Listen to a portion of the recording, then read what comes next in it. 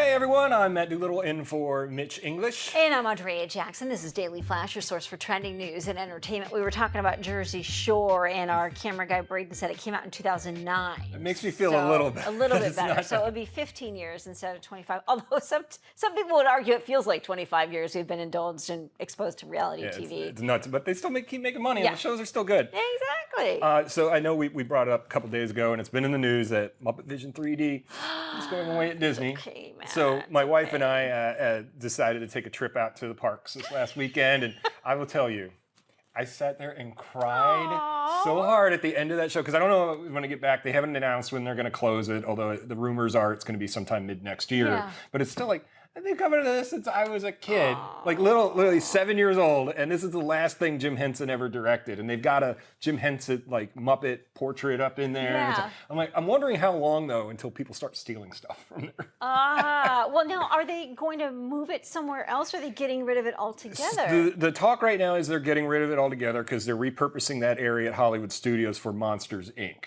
They're making that a whole Monsters Inc. Pixar area, which makes sense. It's over there where the Pixar land is with all the Toy Story stuff. But they have options to move it around in Hollywood Studios. It's just not going to have that same big theater feeling in there. And they just did a huge upgrade to the theater like a year or so ago, and now they're getting rid of it. And I get it. They got to make stuff new, and you know, a lot of kids don't even know who the Muppets are, and the guy that does Kermit's voice now is just not good. Isn't it Jim Henson's son that does that? No, it used to be, and him and Disney had a falling out, so they went and got somebody else, and that's so good. But yeah, I'm hoping they repurpose it. The Jim Henson family released a statement saying, "Hey, we know, and we're hoping that they'll move it somewhere. It's been digitized, it's been saved, but it was just one of those nostalgia things where you walk in and go, stop destroying my childhood." I know. It's so funny you get attached to stuff. You had mentioned the Jim Henson documentary, which I watched on Disney Plus. It's absolutely amazing. It's fantastic. I mean, the only and it's rare that you get a genius like that. And he was a genius for what he did.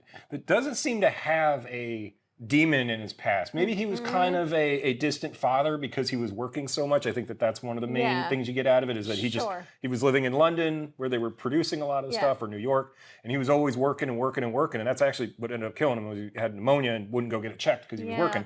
And but yeah, that you rarely see something. It's like him and Mr. Rogers are the only two pure souls because it's always like, oh, he was a great man. He invented all this stuff. Have you seen the thing about him and hookers? Like, it's always something comes up and you're like, oh no. When it comes to these idealized creators and big thinkers. Australian lawmakers passed a bill that would ban children younger than 16 years of age from using social media. The bill would make platforms including TikTok, Facebook, Snapchat, Reddit, X, and Instagram liable for fines of up to $33 million if they fail to uphold the age restrictions. Platforms would not be allowed to require users to provide any sort of ID, which companies say is necessary to meet those age restrictions. The social media giant says the Australian House rushed the vote and didn't take a number of factors into consideration.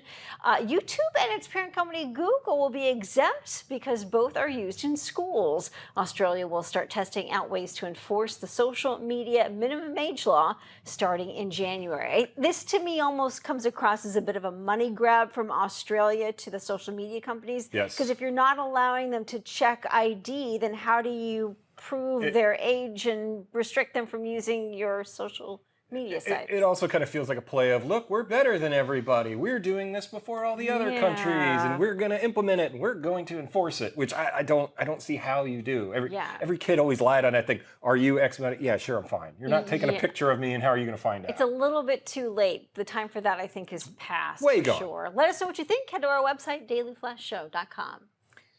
Yeah, and on there you can check out some of our behind-the-scenes clips. Sweet baby James walks around here all the time taking clips from there. And you can head over to our YouTube page where I have my own little show I do on there from the Daily Flash back room called Preview Review. Go into more of the theme park stuff like we were talking about and all the great movies coming out for the holidays. Yeah, coming up next, we are diving into some Flash travel. We've got some terrific holiday travel tips for you coming up, so you do not want to miss that. No. Stay with us. We're back right after this.